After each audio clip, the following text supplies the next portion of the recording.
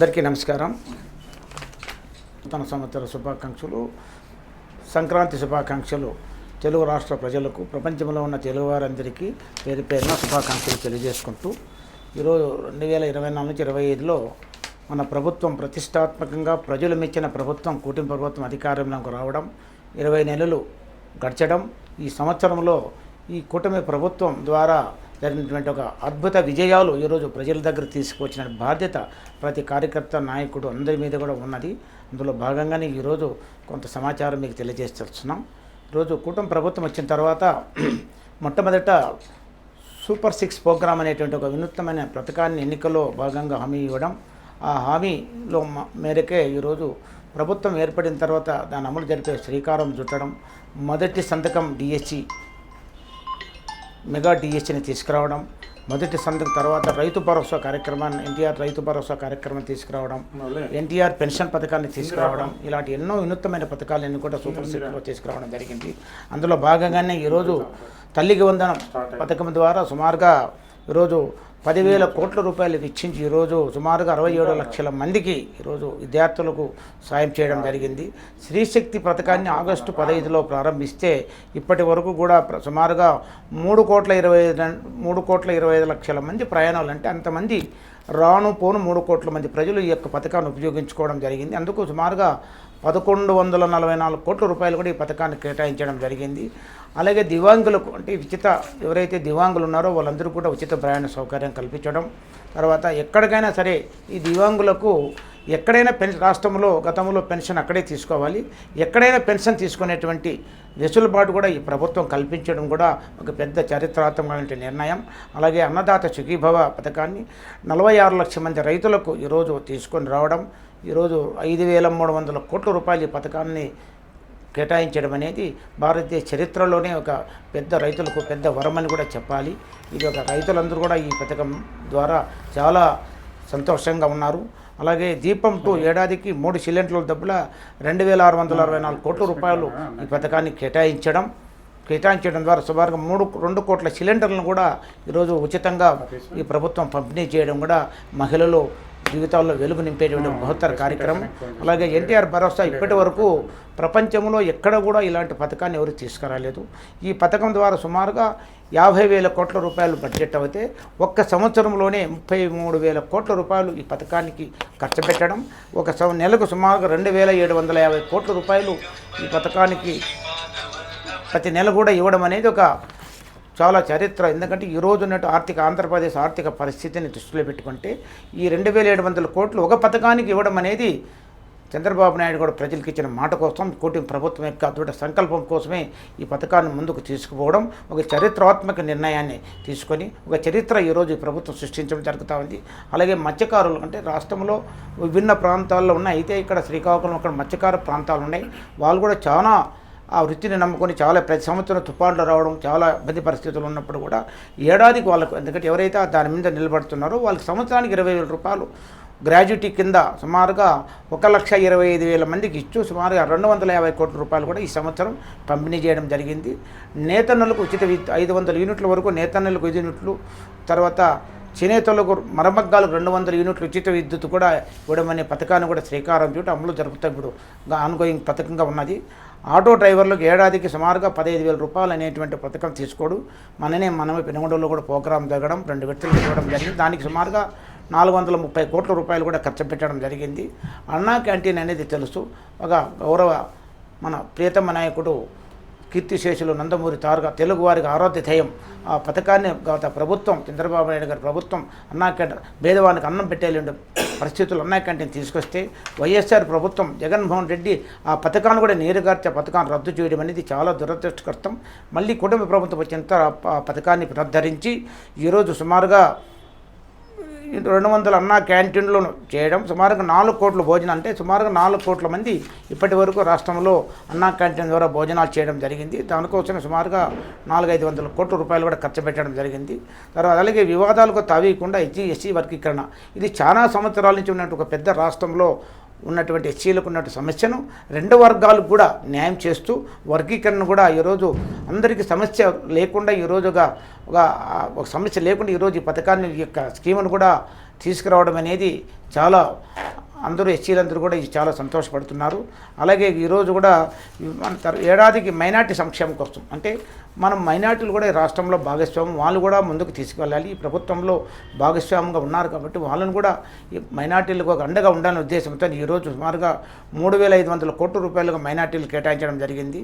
అలాగే ఈనాది పాస్టర్స్ అంటే ఈరోజు ఈరోజు ఉన్నటువంటి పాస్టర్స్ ఉన్నారు అంటే ఎందుకంటే మనది లౌకిక ప్రభుత్వం అన్ని మతాలు అన్ని కులాలని గౌరవించి అందరినీ సమాపతిస్తూ ముందుకు తీసుకువచ్చినటువంటి రాజ్యాంగ హక్కు కాబట్టి వాళ్ళు కూడా మైనార్టీలు కూడా ముందుకు తీసుకువెళ్ళాలనే ఉద్దేశంతో ఈరోజు ఈరోజు వాళ్ళందరూ కూడా పాస్టర్స్లకు నెలకు 5,000 చొప్పున గౌరవవేతనం, తర్వాత అలాగే ఇమాములకు నెలకు 10,000 రూపాయలు చొప్పున, తర్వాత పురోహితులకు నెలకు 15,000 రూపాయలు. ఎందుకంటే వాళ్ళు పూర్తి పురోహితులు ధూపదవి నైవేద్యాల కార్యక్రమం చేస్తారు కాబట్టి వాళ్ళు ప్రభుత్వం వాళ్ళే జరపాలనే ఉద్దేశంతో వాళ్ళు కూడా 15,000 రూపాయలు చేటువంటి కార్యక్రమాన్ని కూడా తీసుకొని అమలు జరగడం జరుగుతూ ఉంది. అలాగే ఈరోజు జూనియర్ లాయర్ అంటే చాలామంది లా చదువుకున్నారు బీద పిల్లలు, ఎందుకంటే ఈరోజు విద్యా వ్యవస్థ అయింది కాబట్టి ఒక చట్ట ప్రకారం పోలే ఉద్దేశంతో వాళ్ళు లాయర్ చదువుకున్న తర్వాత వాళ్ళు మొట్టమొదటి ప్రాక్టీస్ చేసినప్పుడు వాళ్ళకి అందరితో కనెక్టివిటీ ఉండదు. వాళ్ళ దగ్గర క్రైమ్స్ పై వాళ్ళు సంపాదించేటువంటి అవకాశాలు కొంచెం తక్కువగా ఉంటాయి కాబట్టి వాళ్ళకి జీవనాభివృద్ధి ఉద్దేశంతోనే నెలకు 10,000 రూపాయలు ఇవ్వాలనేటువంటి ఒక పథకం తీసుకొచ్చి ఈరోజు జూనియర్లో 10,000 రూపాయలు ఇచ్చారు. 10,000 రూపాయలు గౌరవవేతనం కూడా ఈరోజు మననే కూడా రిలీజ్ చేశారు. మహిళలకు కూడా 1,00,000 కుట్ల మిషన్లు అంటే ఈరోజు స్వయం ఉపాధిగా అందించాల ఉద్దేశంతో 1,00,000 కుట్ల మిషన్ల పథకాన్ని కూడా తీసుకురావడం, ఆ పథకం ద్వారా ఈరోజు ఉల్లిట కుషిమిల్ని కూడా త్వరలోనే పంపిణీ చేయడం కూడా జరుగుతూ ఉంది.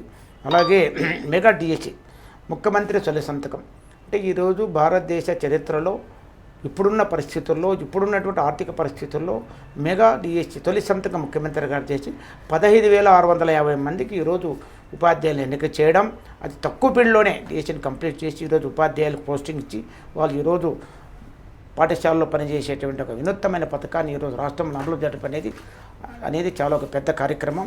అలాగే ఈరోజు 5,750 మంది కానిస్టేబుల్స్ను కూడా ప్రభుత్వం కేటాయించడం, వాళ్ళు కూడా స్టైపెండ్ అంటే ఒక సంవత్సరం వాళ్ళతో వాళ్ళు పనిచేయాలి ట్రైనింగ్, అప్పుడు కేవలం 4,000 రూపాయలు మాత్రమే ఇచ్చేవాళ్ళు. అంటే వాళ్ళు సంవత్సరం ఉద్యోగం వచ్చినప్పటికీ కూడా వాళ్ళ జీవనం ఆ సంవత్సర కాలం మళ్ళీ ఇంటి నుంచి తీసిపోయి వాళ్ళు కూడా అక్కడ ట్రైనింగ్ పొందే పరిస్థితి ఉన్నింది. ఈరోజు అలాంటిది కాకుండా ఈరోజు గౌరవ ముఖ్యమంత్రి గారు సుమారుగా వాళ్ళకు 12,500 రూపాయలు స్టైపెండ్ ఈరోజు కానిస్టేబుల్స్ ఇవ్వడం అనేది కూడా వాళ్ళంతా కూడా మననే వాళ్ళందరికీ అపాయింట్మెంట్ ఆర్డర్ అనౌన్స్ చేయడం ద్వారా వాళ్ళ కుటుంబాల్లో కూడా చాలా సంతోషం వ్యక్తపరిచినారు. అలాగే అంగన్వాడీ కార్తీలకు ఆశాలకు గ్రాడ్యుటీ కూడా ఇవ్వడం జరిగింది. అలాగే దాదాపు 84 లక్షల టన్నులు, ఎందుకంటే ఈరోజు రాష్ట్రంలో ఎక్కడ చూసినా మున్సిపాలిటీలు కానీ కార్పొరేషన్స్ కానీ ఒక చెత్త అనేది ఒక మున్సిపాలిటీ లేబర్ కార్మికులు చేసుకుంటే అది ఒక ఇబ్బంది పరిస్థితులు ఉన్నాయి. ఎందుకంటే ప్రజలు దాన్ని సరి ఉపయోగించుకోలేకపోతే ప్రభుత్వం ఒక స్పెషల్ డ్రైవ్ పెట్టి స్వచ్ఛాంధ్ర స్వర్ణాంధ్ర అనేటువంటి పథకాన్ని ప్రతి నెల కూడా స్వర్ణాంధ్ర స్వచ్ఛాంధ్ర అనేటువంటి డోర్ టు డోర్ అనేటువంటి ప్రోగ్రాం కూడా మననే శ్రీకారం చుట్టడం, దాని ద్వారా కూడా ఈరోజు సుమారుగా ఈరోజు 3,84 లక్షల టన్నుల చెత్తను కూడా ఈరోజు తీసుకొని దాన్ని మళ్ళీ రీసైక్లింగ్ లేచి దాన్ని ఒక ఎరువుగా మార్చి ప్రజలకు ఉపయోగపడే విధంగా ఒక కొత్త పథకాన్ని కూడా రాష్ట్రంలో గౌరవ ముఖ్యమంత్రి గారు శ్రీకారం చుట్టడం. అలాగే 1000 రోజు రాష్ట్రంలో ఎక్కడ చూసినా జగన్మోహన్ రెడ్డి ప్రభుత్వం చూసాం మనము.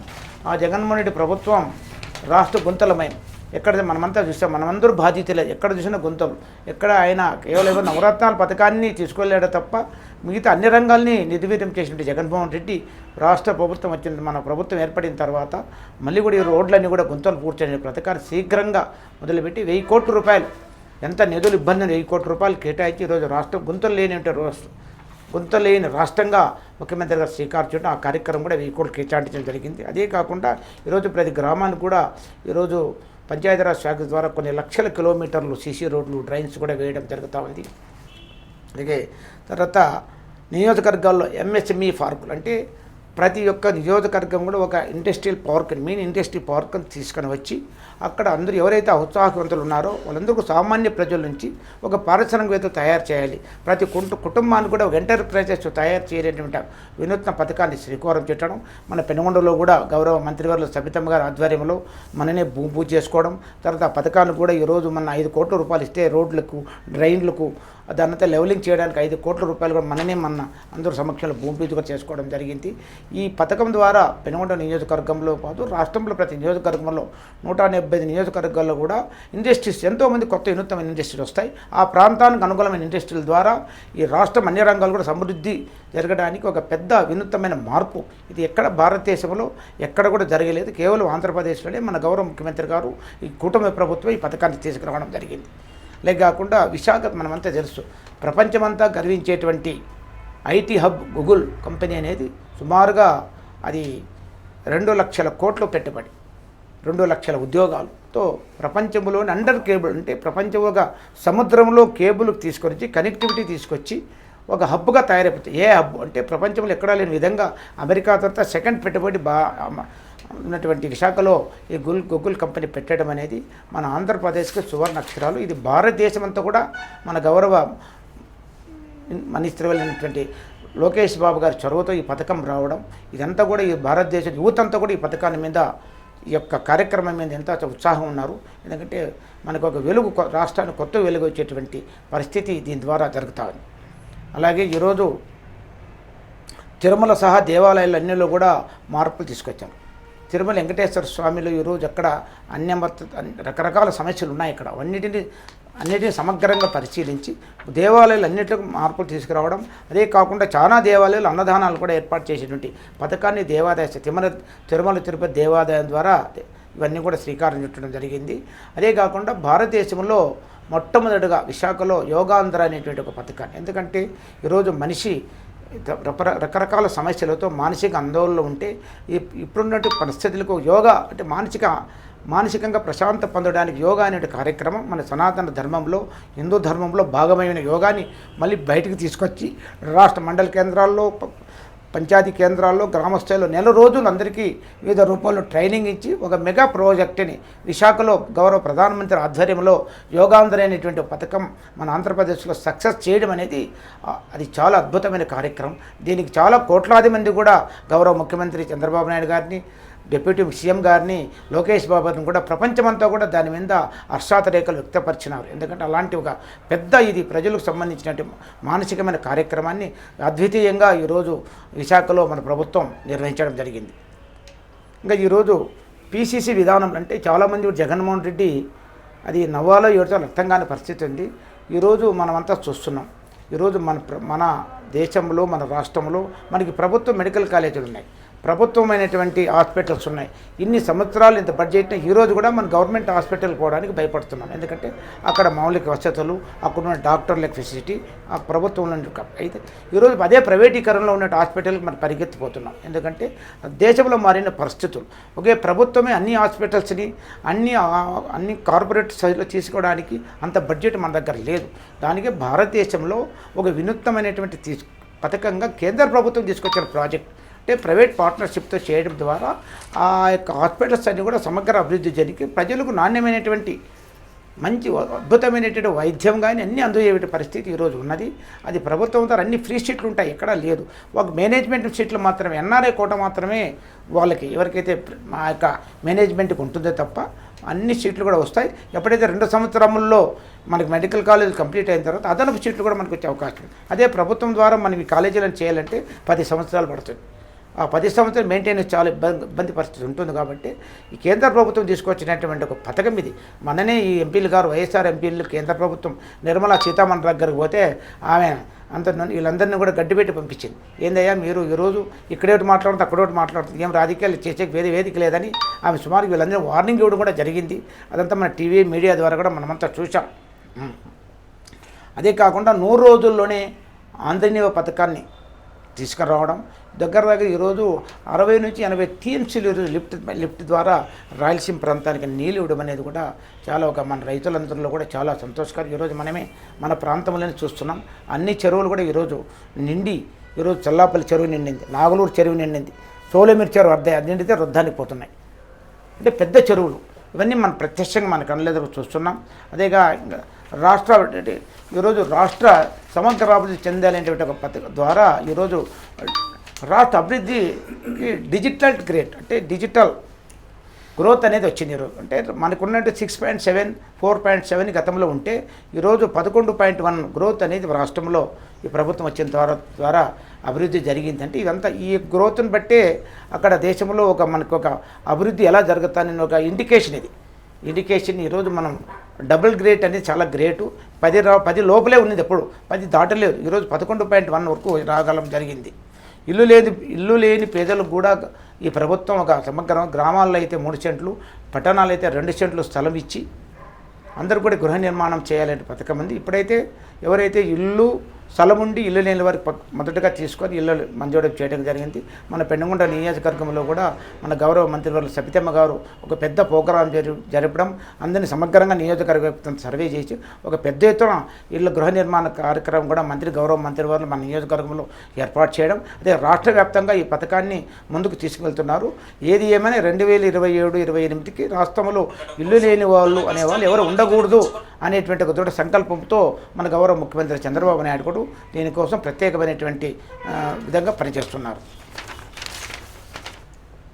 విద్యా వ్యవస్థలో కూడా మన గౌరవం అనేటువంటి లోకేష్ గారు ఆయన ఇప్పుడున్నటువంటి మారినటువంటి టెక్నాలజీ, ఈరోజు ప్రపంచంలో ఎంతో మారిన టెక్నాలజీకి అనుగుణంగా ముందుకు తీసుకెళ్ళాలి. అది ఆంధ్రప్రదేశ్లో మన విద్యా వ్యవస్థలో ప్రవేశపెట్టాలని ఉద్దేశంతో వినూత్నమైనటువంటి ఓ పథకాన్ని తీసుకురావడం, అందరూ కూడా టీచర్స్ కూడా స్పెషల్ ట్రైనింగ్ ఇవ్వడం. ఎందుకంటే ఈరోజు క్వాంటమ్ టెక్నాలజీని కూడా అంటే క్వాంటమ్ టెక్నాలజీ అంటే చాలామందికి తెలియదు. ఏమంటే దాని మైక్రోస్కోప్లో చూస్తే కనపడే వస్తువు ఒక రవ్వు కొద్దిగా పాయింట్ కనపడితే అదే క్వాంటమ్ టెక్నాలజీలో చూస్తే అది 100 రెట్లుగా కనపడుతుంది. అంటే అంత హై టెక్నాలజీ అది మన ఆంధ్రప్రదేశ్లో అమరావతికి తీసుకురావడం, విశాఖపట్నంలో కూడా అనుసంధానం చేయడం ద్వారా ఇదంతా కూడా రాష్ట్ర వ్యాప్తంగా దీన్ని విస్తరిస్తే హైటెక్ అన్ని రంగాల్లో వైద్యము, విద్య అన్ని రంగాల్లో కూడా క్వాంటమ్ టెక్నాలజీ వచ్చినప్పుడు దానికి అధికరణ అంటే ఆర్టిఫిషియల్ ఇంటెలిజెన్స్ ద్వారా దాన్ని ప్రయోగిస్తే ప్రతి మనిషి కూడా ఈరోజు మన పిల్లల భవిష్యత్తే స్వరూపమే సమగ్రంగా మారిపోతుందనే ఉద్దేశంతో క్వాంటమ్ టెక్నాలజీ కూడా తీసుకురావడం జరిగింది. కాబట్టి ఇవన్నీ కూడా ఈ కూటమి ప్రభుత్వం పెద్ద ఎత్తున ఈ విజయాలు 2024-25లో అద్భుతమైన విజయాలు సాధించి ఈరోజు ఆంధ్రప్రదేశ్ ప్రజలకు ఒక నూతన సంవత్సరం గిఫ్ట్గా ఈ ప్రభుత్వం ఇచ్చింది. దానికి అందరూ కూడా ఈ ప్రభుత్వాన్ని మనం సమర్థించాలి. రాబోయే రోజుల్లో కూడా ఈ ప్రభుత్వం పెద్ద ఎత్తున ఈ కార్యక్రమాలు జరుపుతూ ఇంకా ముందుకు వినూత్నమైన కార్యక్రమాలు జరిపేది ఒక ప్రణాళికబద్ధంగా 2028 నుంచి 42కి ఆంధ్రప్రదేశ్ రాష్ట్రాన్ని భారతదేశంలోగా అభివృద్ధి జరిగిన రాష్ట్రంగా తీసుకువెళ్ళాలనేటువంటి ఒక బృహత్తరమైన కార్యక్రమాన్ని బృహత్తర ప్రణాళిక మన నాయకుడు చంద్రబాబు నాయుడు గారు ఈరోజు ఒక విజన్తో పోతున్నాడు. కాబట్టి తప్పకుండా ఈ రాష్ట్రం అన్ని సమగ్రాల అభివృద్ధి జరిగింది. ఈ సంవత్సరం జరిగిన అభివృద్ధికి ఈ కూటమి ప్రభుత్వానికి మనమందరూ కృతజ్ఞతలు తెలియజేసుకుంటూ మరొక తూరి అదే కాకుండా పెనుగొండ నియోజకవర్గంలో మన సొంత నియోజకవర్గం పెనుగొండ నియోజకవర్గంలో కూడా ఈరోజు మన గౌరవ మంత్రివర్యులు సబితమ్మ గారు ఆమె ఎమ్మెల్యే మంత్రి అయిన తర్వాత ఈరోజు పెనుగొండ నియోజకవర్గం అద్భుతంగా అంటే రాష్ట్రంలోనే ఒక మోడల్ కాన్స్టిట్యున్సీ విధంగా అభివృద్ధి జరుగుతారు. అదంతా మనం ప్రత్యక్షంగా చూస్తున్నాం. మన నియోజకవర్గంలో ఈ అభివృద్ధిని కూడా ప్రజలు హర్షిస్తున్నారు. ఈ కాంగ్రెస్ వైఎస్ఆర్ పార్టీ వాళ్ళకి దిక్కుతోయలేదు. జగన్మోహన్ రెడ్డికి ఆయన ఏం మాట్లాడుతుండో ఆయనకే తెలియదు, అసలు టెక్నాలజీ తెలియదు, ఆయనకి విజన్ తెలియదు. ఏదో ఒక తూరు అవకాశంతో ఈరోజు అధికారం చెల్లించిన తర్వాత అధికారం లేకపోవడం ద్వారా ఆయన ఏం మాట్లాడుతున్నారు, ఈ రాష్ట్రాన్ని మళ్ళీ ఒక హింసాత్మకంగా చేయాలని ఎక్కడ చూసినా రప్ప అంటూ రకరకాల హింసాత్మకంగా తెచ్చగొడుతున్నాడు తప్ప ప్రశాంతమైన పరిస్థితుల్లో ప్రతిపక్ష నాయకుడు పోషించడం లేదు, అసెంబ్లీకి రావడం లేదు, ఎక్కడ ప్రెస్ మీట్లు పెట్టడం లేదు, ప్రజల సమస్యలు ఇన్వాల్వ్ కావడం లేదు. అన్నీ ఒక ప్రభుత్వానికి వ్యతిరేకంగా లేనిది క్రియేట్ చేసి అభద్రత కల్పించడానికి ప్రయత్నం చేస్తున్నాడు తప్ప ఇలాంటి వాళ్ళని ప్రజలు హర్షించరు. తప్పకుండా జగన్మోహన్ రెడ్డి గారు తప్పకుండా మీకు మన 11 సీట్లు వస్తే నెక్స్ట్ ఎన్ని సీట్లు వస్తాయో కూడా తెలియదు. మీరు ఎప్పుడు ప్రతిపక్ష పాత్రకే మీరు పరిమితం కావాల్సిందే. ఆంధ్రప్రదేశ్ ప్రజలు మేధావులు తెలివైన వాళ్ళు ఎప్పుడు మీలాంటి నాయకత్వాన్ని మీలాంటి హింసాత్మకమైనటువంటి మెంటల్ పరిస్థితి ఉన్నటువంటి మనస్తత్వం ఉన్నటువంటి నాయకుడిని ఎప్పుడు కూడా ప్రజలు, ఎందుకంటే ఈ రాష్ట్రంలో ఎంతో లక్షలాది మంది చదువుకున్నటువంటి మేధావులు, విద్యార్థులు, ఉద్యోగులు అందరూ ఉన్నారు. ఎవరు కూడా హర్షించే పరిస్థితి లేదు. కాబట్టి తప్పకుండా ఈ రాష్ట్రం ముందుకు పోతూ ఉంది. ఈ రాష్ట్రం కోసం అభివృద్ధిలో మీరు కూడా సహకరించండి. ఈరోజు అమరావతి కంప్లీట్ అవుతా ఉంది, పోలవరం కంప్లీట్ అవుతా ఉంది, విశాఖలో ఈరోజు ఇండస్ట్రియల్ హబ్గా రావడం, ఆంధ్రప్రదేశ్ వరం, మన పిల్లల భవిష్యత్తును కాపాడుకుందాం. ఈ ప్రభుత్వాన్ని కూడా సహకరించాల్సిన బాధ్యత కూడా మీ ముందని తెలియజేసుకుంటూ మరికొత్తూరందరికీ నూతన సంవత్సర శుభాకాంక్షలు, సంక్రాంతి శుభాకాంక్షలు.